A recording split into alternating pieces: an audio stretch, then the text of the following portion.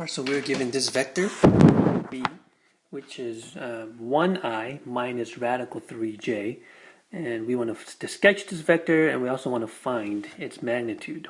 Okay, so we know that with this vector, right, the I represents the horizontal component, so essentially the length, right, of the horizontal component is 1, and then j represents the vertical component. And notice the sign here, it is negative, so negative radical 3, that would be the vertical component here. Okay. One other note here, that we can write this vector, right? So this same vector, we can write it like this, with the 1 here and the negative rad 3, right? These aren't really brackets, okay, or braces. I really don't know what these symbols are called, okay? I mean, it looks like the less than and the greater than symbol here, okay? So we can also write the vector this way.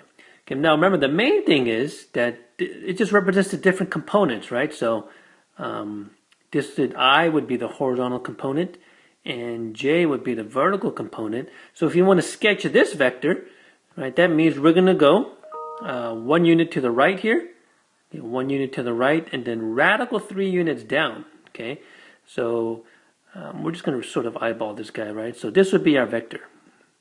Okay, and we can certainly label this as 1 negative radical 3. Okay, now I know it's a length.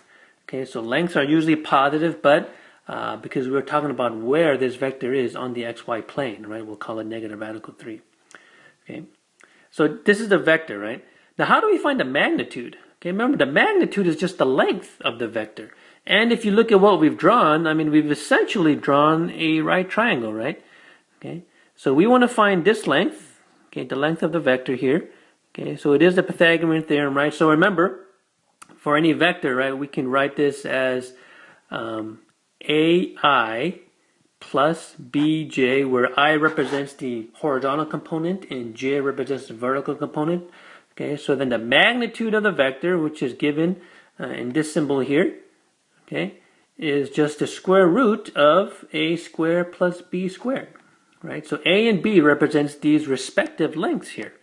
Okay.